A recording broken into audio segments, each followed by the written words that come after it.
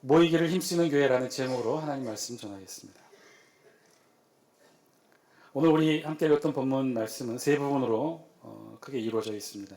히브리서 10장 19절에서 25절의 말씀, 19절부터 20절까지는 우리가 어떻게 하나님 앞에 나아갈 수 있는지를 예수 그리스도의 보혈의 의미로 설명해 주고 있고요. 그리고 21절 접속사 또로 시작하는 이 두 번째 부분 21절로 22절까지의 말씀은 참 마음과 온전한 믿음으로 하나님께 나아가자는 교회에 모이는 성도들의 마음의 자세를 설명합니다. 그리고 마지막 세 번째 부분 23절로 25절은 모이기를 피하지 말고 그날까지 소망을 갖고 모이기에 힘쓰자고 오늘 우리 성경이 말씀하고 있습니다.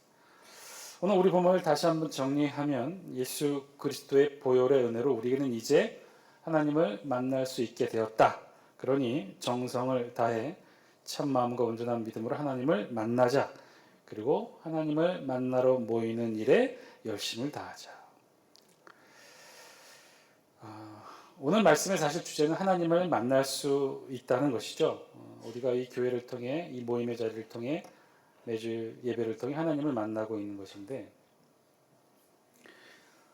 우리 인간이 과연 하나님을 만나게 된 것이 언제부터일까요? 언제부터 우리가 이렇게 편하게 하나님을 만날 수 있었을까요? 우리 구약시대에는 하나님을 만날 수 있었을까요? 우리 구약에 있는 인물들 가운데 고대 이스라엘의 우리 신앙의 선배들 중에 이 구약 성서를 통해 보면 우리 인간은 하나님을 만날 수도 없고 볼 수도 없었습니다. 오직 성서의 기록을 통해 하나님을 만난 사람 모세 한 명으로 기록하고 있죠. 그것도 하나님을 만난 사람 가운데 모세의 기록이 되어 있는 출애굽기의 기록을 보면 모세는 하나님의 얼굴이 아닌 하나님의 뒷모습만을 먼 발치에서 볼 수가 있었습니다. 출애굽기 33장 17절로 23절에 이 모세가 하나님을 보게 된 사건, 하나님을 만나고 보게 된 사건을 우리 성경에 기록하게 됐는데 여기에 보면 이렇게 기록되어 있어요. 모세가 여호와 하나님께 기도하지요. 하나님의 모습을 보여달라고 기도를 합니다. 그 모세의 요구에 하나님께서 다음과 같이 말씀하시죠. 내가 내 얼굴을 보지 못하리니 나를 보고 살 자가 없음이니라. 내 곁에 한 곳에 있으니 너는 그 반석 위에 섰으라. 내 영광이 지날 때에 내가 너를 반석 틈에 두고 내가 지나도록 내 손으로 너를 덮었다가 손을 거두리니 내가 내 등을 볼 것이요 얼굴을 보지 못하리라. 이 출애굽기 33장에 있는 말씀을 보면 모세가 하나님을 만나는 이 과정에 대해 하나님이 특별히 걱정하고 계셔요. 모세를 걱정합니다. 어떤 걱정이냐? 하나님의 영광으로 모세가 다칠까를 하나님이 오히려 걱정해 주셔요. 그리고 모세를 바위 틈에 숨겨주시고 그것도 모자라 하나님이 지나가실 때 손으로 이렇게 덮었다가 하나님을 볼 수 없게 했다가 손을 거두시고 하나님 뒷모습을 간신히 볼 수 있도록 그렇게 허락하시는 장면이 우리 성경에 기록되어 있어요. 그게 우리 인간이 유일하게 하나님을 대면했던 사건이죠. 우리 인간은 하나님을 이렇게 정면으로 대면할 수는 없어요. 우리 인간은 하나님을 볼 수도 만날 수도 없기 때문에 그렇습니다. 왜냐? 우리 인간은 불완전하고 나약한 시간의 제약을 받고 있기 때문에 완전하고 영혼에 속하신 하나님을 대면하여 볼 수가 없다는 것이죠. 흠없고 순결한 하나님 앞에 죄로 얼룩진 우리 인간이 바로 설 수 없는 이유인 것입니다. 하나님을 바로 만날 수 없고 바로 볼 수 없는 그 이유, 엄격히 이야기하면 그것은 하나님의 진노하심으로 우리가 하나님 앞에 설 수 없는 것이 아니라 어쩌면 우리의 죄악으로 우리 스스로 하나님 앞에 설 수 없는 것이 될 것입니다. 우리의 손에 묻은 죄악의 피가 순결한 하나님 앞에서 우리를 고발하고 있기에 우리는 단 한순간도 하나님 앞에 설 수가 없는 것이죠. 하나님 또한 순결하고 완전한 하나님 자신을 우리 인간이 단 한순간이라도 마음에조차 품을 수 없기에 하나님 또한 선뜻 우리 앞에 다가서 우리 앞에 만날 수 없게 되는 이유이기도 합니다. 그런 우리 인간이 유일하게 하나님을 만날 수 있는 곳이 있었어요. 우리 성경에 보면 그곳이 어디냐? 성막이었습니다. 고대 이스라엘 백성들에게는 이 성막이 있었어요. 이 성막은 다르게 얘기하면 하나님과 이스라엘 백성 사이에 매개체로 존재했습니다. 죄로 얼룩진 인간이 유일하게 하나님을 만날 수 있는 곳이 바로 이 성막이었던 것이죠. 인간이 하나님을 만나기 위해서는 전제 조건이 있어요. 우리 인간이 하나님과의 만남을 이룰 수 없게 하는 이유는 바로 인간의 죄 때문이었죠. 그래서 인간은 죄를 깨끗이 해야만, 죄의 문제를 해결해야만 하나님을 만날 수 있었습니다. 그래서 하나님은 이스라엘 백성들에게 성막을 만들게 하십니다. 그리고 이 성막에 들어가기 전에 죄를 먼저 깨끗게 하셔요. 그러면 그 방법은 무엇일까요? 인간이 죄를 씻는 유일한 방법, 인간이 죄를 깨끗게 하는 유일한 방법은 오직 죄의 결과인 사망을 피할 수 있는 유일한 방법, 죄값에 해당하는 대속물에 피를 흘려 죽게 하는 것, 그것이 인간이 죄를 해결할 수 있는 유일한 방법이었습니다. 그래서 우리가 잘 아는 대로 고대 이스라엘의 성막 앞에서는 제사를 지냈습니다. 짐승을 죽여 피를 흘리게 한 뒤에 그 제물을 모두 태워 우리 인간의 죄를 깨끗게 했던 것이죠. 더 정확하게 얘기하면 죄의 근원적인 문제를 해결한 것은 아니었습니다.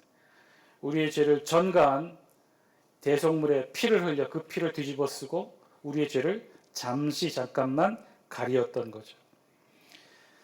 그래서 성막 앞에서는, 성막 밖에서는 늘 이 피의 제사가 이루어졌습니다. 짐승을 잡아 피를 흘리게 하고, 그리고 사제를 갈갈이 찢어 깨끗이 씻은 뒤에 성막에서 제물을 태워 하나님께 제사를 드립니다. 그 태워지는 제물 앞에 선 이스라엘 백성은 기도와 찬양과 예배를 통해 자신들을 대신 죽어 피를 흘리는 짐승에게 자신의 죄를 덮어 씌웠습니다. 그리고 일순간 깨끗해졌다고 여겨지는 그들은 더 죄를 짓기 전에 바로 성막에 들어가 하나님 앞에 예배드리고 하나님을 만납니다.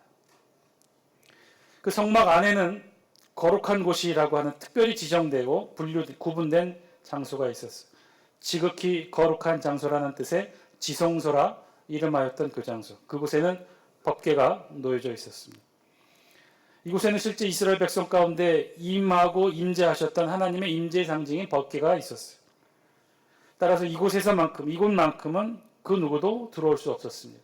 제사장들조차도 이곳에는 들어갈 수 없었어요. 오직 단 한 사람, 대제사장만이, 그것도 1년에 단 한 차례 들어와서 이스라엘 백성 전체의 죄를 사하고 고하고 사함받는 자리에 들어와서는 하나님을 만날 수 있었죠. 그것도 전제 조건이 있었어요. 이스라엘 백성이 전체 죄를 고하고 하나님이 그 죄를 용서하셨을 때에만 이 대제사장은 하나님을 만나고 살아서 지성소 밖을 나갈 수 있었습니다. 1년에 한 차례 대제사장은 이 지성소에 들어갈 때 그래서 특별한 복장을 했다고 제가 말씀을 드렸죠. 허리에 끈을 두르고 무릎에 방울을 달았어요.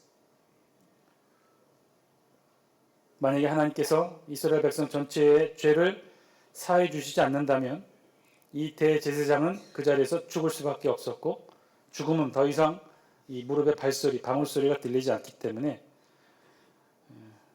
지성소 안에 있는 이 시체를 치우기 위해 누군가를 들어와야 되는데 다른 사람들이 들어갈 수 없으니 밖에서 허리에 맨 줄을 끌어 잡아당겼던 거죠.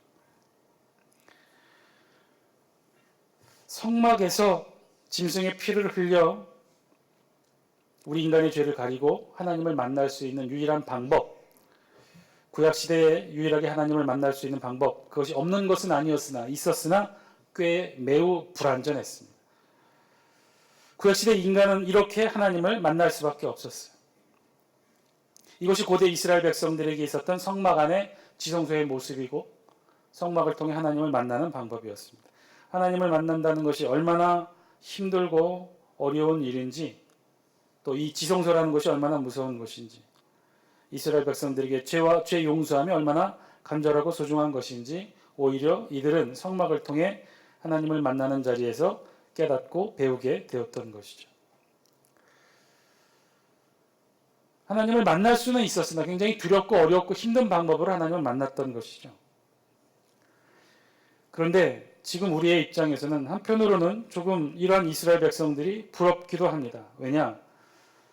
이스라엘 백성들 가운데에는 성막 안에서 하나님을 만나는 방법이 피의 제사를 흘리고 목숨을 걸고 만나는 자리였지만, 그래서 굉장히 두렵고 힘든 자리였지만, 반면에 그것이 증거하는 또 한 가지 사실은 이스라엘 백성이 이스라엘 백성들 안에 하나님이 늘 언제나 임재하셨다는 사실이죠.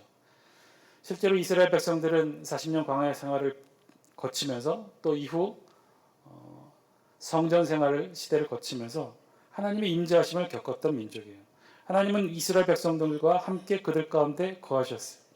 구름기둥 불기둥으로 이스라엘 백성들을 인도하시고 성막 주변에 구름기둥이 늘 함께 있어서 이스라엘 백성들이 장막 가운데 아침에 일어나 눈을 뜨고 보면 제일 먼저 성막을 보게 되고 가운데 성막 주변에 구름이 계속해서 둘러싸여 있으면 하나님이 아직도 우리와 함께 계시구나를 늘 눈으로 보고 인식했던 거죠. 또 죄를 지으면 그 자리에서 직접적으로 성막에서 불이 나와 심판하시는 살아계신 하나님의 심판도 늘 경험해야 했습니다. 그들의 눈에는 늘 하나님이 임재하셨어요. 늘 하나님이 눈앞에 있었고 그 임재를 피부로 느꼈고 눈으로 보았어요. 그래서 그들에게는 어렵고 힘들게 하나님을 만나는 이스라엘 백성들에게는 최소한 이런 질문은 갖지 않아도 되었죠. 하나님이 과연 계실까? 하나님이 과연 우리와 함께 계실까? 이 땅에 하나님은 정말 살아 계시는 것일까? 이런 질문들. 그들에게 이런 질문들은 필요가 없었어요. 왜냐? 눈앞에 더 무서운 형태로 늘 하나님이 계셨기 때문에. 저 자신도 한때 이러한 절규를 하나를 향해 외친 적이 있었습니다. 꽤 오래전 이야기인데요. 선배 목사님께서 새벽 기도를 마치고 임신한 사모님과 함께 처갓집으로 새벽에 차를 몰고 강변도로를 달리고 있었는데 교통사고를 당한 거예요. 역 도로에서 함께 달리고 있던 시청 소속의 커다란 청소차가 그만 과속으로 인해 옆으로 넘어지게 되었고 그 옆에 함께 달리고 있었던 목사님의 차가 그만 쓰레기차에 이렇게 덮쳐져서 사고가 났던 거죠. 운전하셨던 목사님은 그 자리에서 숨졌고 아이는 유산했고 사모님은 간신히 목숨을 건지셨는데 장례식을 그래서 졸업한 지 얼마 안 돼서 장로신학 대학장 학교장으로 치러줬고 그래서 참 많은 학생들과 교수님과 또 후배들이 함께 그 장례식에 참여했었는데 사모님은 또 보상금으로 받은 또 4천만 원을 또 장신대 장학헌금으로까지 기부를 하셔서 우리들에게는 많이 기억이 남는 그런 사건이었죠. 그때 저희들이 장례식장에서 마음속으로 그렇게 저도 그렇게 외쳤던 것 같아요. 이 땅에 과연 하나님이 살아 계시는 걸까? 하나님이 계시다면 어떻게 이런 일들이 일어날 수 있을까? 다른 일도 아니고 새벽기도 인도하고 만삭인 사모님 모시고 처갓집으로 가는 그 길에 어떻게 이런 사고가 나게 되었을까? 어떻게 이런 일들이 일어날 수 있었을까? 그런데 오늘 말씀에 의하면 최소한 이스라엘 백성들에게 구약시대 이스라엘 백성들에게 이런 절규란 있을 수가 없었다는 거죠. 그들 눈에는 무섭겠지만 두려웠었겠지만 그래도 늘 하나님이 임재하셨고 그들과 함께 현존하셨기 때문에 그 현존하신 하나님을 늘 눈으로 볼 수 있었고 체험할 수 있었기 때문에 이런 질문은 그들에게는 없었다는 거예요. 이 이스라엘 백성의 눈으로 보여지는 이 하나님의 현존의 장소 성막 안에는 성소와 지성소를 구분하는 두툼한 천이 하나 있었습니다. 그것을 휘장이라고 불렀습니다. 그러니까 성막 안에서도 이 휘장 너머 지성소 안에는 하나님이 임재의 상징이 법궤가 있었고 그곳에 하나님이 임재하셨다고 여겼어요.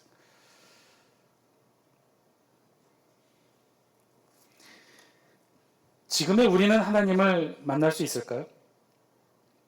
그것을 가능하게 하는 본문이 바로 오늘 히브리서 본문 10장 19절과 20절에 우리 성경은 이렇게 설명합니다. 우리 영상을 통해 같이 19절과 20절 같이 함께 읽겠습니다. 시작. 그러므로 형제들아 우리가 예수의 피를 힘입어 성소에 들어갈 담력을 얻었나니 그 길은 우리를 위하여 휘장 가운데로 열어놓으신 새로운 살 길이요 휘장 곧 그의 육체니라. 성소와 지성소를 구분하는 휘장이 열렸다고 말씀하시죠. 신약시대 우리가 교회에서 하나님을 만날 수 있었던 중요한 신학적 장치가 바로 이것이에요. 휘장 가운데로 열어놓으신 새롭고 산 길. 성소와 지성소를 갈라 놓았던 이 휘장이 위로부터 혹은 가운데로 갈라져 열려졌다 그랬어요. 그 열려진 휘장은 곧 예수 그리스도의 육체라고 우리 성경이 증언합니다. 그러니까 다시 말해 지금의 우리는 교회 안에서 하나님을 만날 수 있는데 어떻게 하나님을 만날 수 있느냐? 그 아주 오래전 구약시대 때 성소와 지성소를 가로막았던 그 휘장이 위로부터 아래까지 찢어져.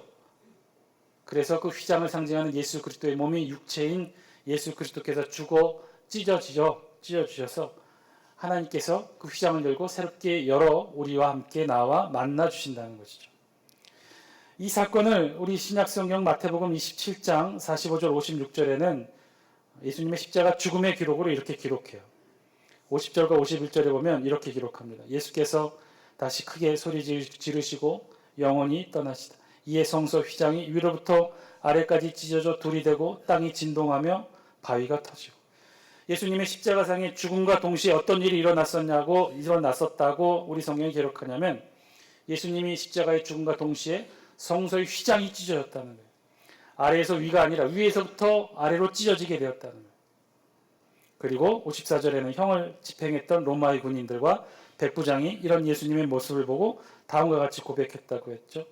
백부장과 함께 예수를 지키던 자들이 지진과 그 되는 일을 보고 심히 두려워하여 가로되 이는 진실로 하나님의 아들이었도다 하더라.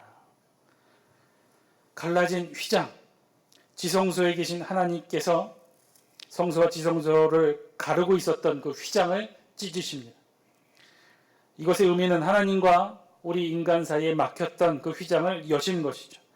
하나님 스스로 그 휘장을 여셨어요.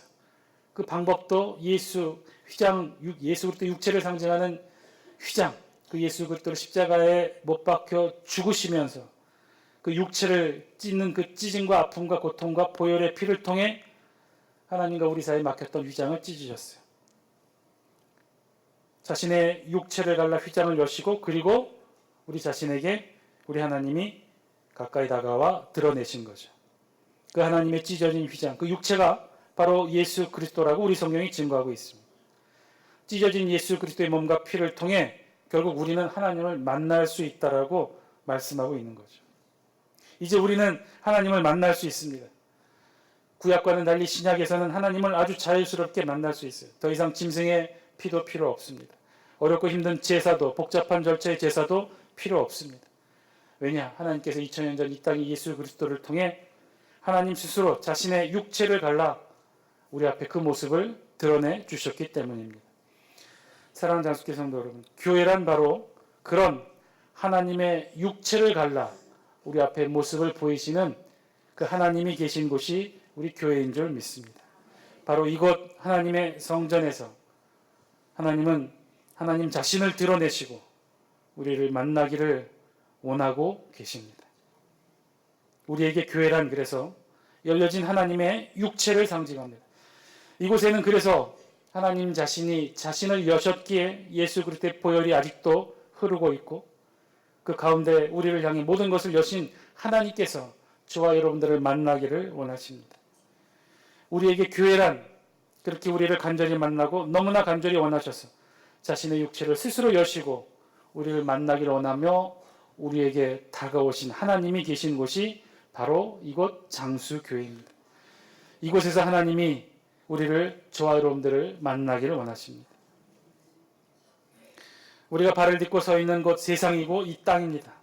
하나님은 하늘에 계셔요. 그런데 땅에 있는 우리가 하늘에 계신 하나님을 만나는 유일한 지점이 이 세상의 유일한 지점이 바로 이 교회라는 거예요. 다시 말해 이 교회는 땅과 하늘이 만나는 접점입니다.